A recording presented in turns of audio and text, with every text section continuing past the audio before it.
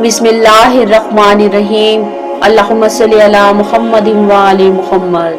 Shah Zadok रहमतुल्लाह अलैह ने मोतबर सनद के साथ हजरत अली अलैहिस्सलाम से रिवायत की है कि एक रोज रसूलुल्लाह सल्लल्लाहु अलैहि वसल्लम ने माह रमजान से कुछ दिन पहले खुतबा देते हुए इरशाद फरमाया, ऐ लोगो, तुम्हारी तरफ रहमतों और बरकतों वाला महीना आ रहा है जिसमें गुनाह माफ होते हैं। ये महीना खुदा के हाँ सारे महीनों से अफजल और बेहतर है, जिसके दिन दूसरे महीनों के दिनों से बेहतर, जिसकी रातें दूसरे महीनों की रातों से बेहतर और जिसकी घड़ियां दूसरे महीनों की घड़ियों से बेहतर हैं।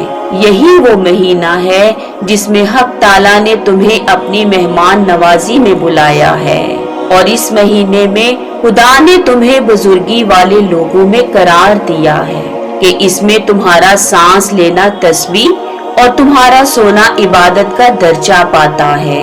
इस माह में तुम्हारे एमाल कबूल किए जाते और दुआएं मंजूर की जाती हैं।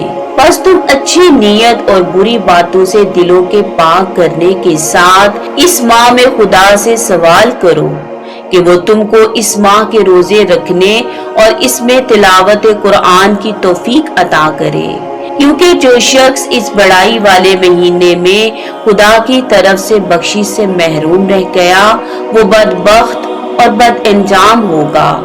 इस महीने की भूख प्यास में कयामत वाली भूख प्यास का तसव्वुर करो। अपने फकीरों और मस्कीनों को सदका दो, बूढ़ों की ताज़ीम करो, छोटों पर रहम करो और रिश्तेदारों के साथ नरमी और मेहरबानी करो। अपनी जुबानों को उन बातों से बचाओ कि जो ना कहनी चाहिए। जिन चीजों का देखना हलाल नहीं उनसे अपनी निगाहों को बचाए रखो। जिन चीजों का सुनना तुम्हारे लिए रवा नहीं उनसे अपने कानों को बंद रखो। दूसरे लोगों के यतीम बच्चों पर रहम करो ताकि तुम्हारे बाद लोग तुम्हारे यतीम बच्चों पर रहम करें। अपने गुनाहों की तौबा करो, खुदा की तरफ रुख करो। नमाज के बाद अपने हाथ दुआ के लिए उठाओ कि ये बेहतरीन औकात हैं जिनमें अल्लाह अपने बंदों की तरफ नजरे रहमत फरमाता है और जो बंदे उस वक्त उससे मुनाजात करते हैं वो उनको जवाब देता है और जो बंदे उसे पुकारते हैं उनकी पुकार पर लब्बैक कहता है। ऐ लोगो, इसमें शक नहीं कि तुम्हारी जानें गिरवी पड़ी हैं। तुम अल्लाह से मगफिरत तलब करके उनको छुड़ाने की कोशिश करो। तुम्हारी गर्दनें गुनाहों के बोझ से दबी हुई हैं। तुम ज्यादा सजदे करके उनका बोझ हल्का करो, क्योंकि खुदा ने अपनी इज्जत और अजमत की कसम खा रखी है कि इस महीने में नमाज पढ़ने और सजदे करने वालों को अजाब ना देगा और कयामत में उनको जहन्नम की आग का खौफ ना दिलाएगा। ऐ लोगो, जो शख्स इस माह में किसी मोमिन का रोजा अफ्तार कराए तो उसे गुनाहों की बख्शिश और एक गुलाम को आजाद करने का सवाब मिलेगा। हजरत के असहाब में से बाज ने अर्ज की, या रसूल अल्लाह, हम सब तो इस अमल की तौफीक नहीं रखते। तब आपने फरमाया कि तुम अफ्तार में आधी खजूर या एक घूंट शरबत देकर भी खुद को आतिशे जहन्नुम से बचा सकते हो, क्योंकि हक ताला इसका भी पूरा अज्र देगा जो उससे कुछ ज्यादा देने की तौफीक ना रखता हो।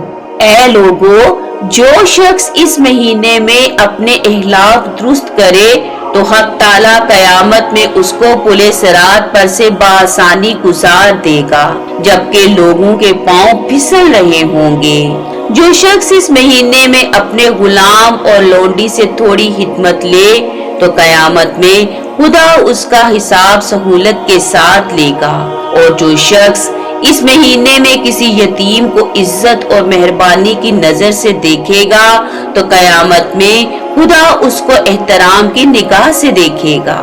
जो शख्स इस महीने में अपने रिश्तेदारों से नेकी और अच्छाई का बर्ताव करे तो हक ताला قیامت میں اس کو اپنی رحمت کے ساتھ ملائے رکھے گا، اور جو کوئی اپنے قریبی عزیزوں سے بدسلوکی کرے تو خدا روز قیامت اسے اپنے سایہ رحمت سے محروم رکھے گا۔ جو شخص اس مہینے میں سنتی نمازیں بجا لائے تو خدا قیامت کے دن اسے دوزخ سے نجات عطا کرے گا۔ جو شخص اس ماہ میں اپنی واجب نمازیں ادا کرے تو حق تعالیٰ اس کے اعمال کا پلڑا بھاری کر دے گا، جبکہ دوسرے لوگوں کے پلڑے ہلکے ہوں گے۔ جو شخص اس مہینے میں قرآن پاک کی ایک آیت پڑھے تو خداوند اس کے لیے کسی اور مہینے میں ختم قرآن کا ثواب لکھے گا۔ اے لوگو، بے شک اس ماہ میں جنت کے دروازے کھلے ہوتے ہیں، بس اللہ تعالیٰ سے دعا کرو کہ وہ انہیں تم پر بند نہ کرے۔ دوزخ کے دروازے اس مہینے میں بند ہیں، بس خدا تعالیٰ سے سوال کرو کہ وہ انہیں تم پر نہ کھولے، اور شیطانوں کو اس مہینے میں زنجیروں میں جکڑ دیا جاتا ہے، بس خدا سے سوال کرو کہ وہ انہیں تم پر مسلط نہ ہونے دے۔ شیخ صدوق نے روایت کی ہے کہ جب ماہ رمضان داخل ہوتا تو رسول اللہ تمام غلاموں کو آزاد فرما دیتے، اسیروں کو رہا کر دیتے اور ہر سوالی کو عطا فرماتے تھے۔ رمضان مبارک خدا تعالیٰ کا مہینہ ہے اور یہ سارے مہینوں سے افضل ہے۔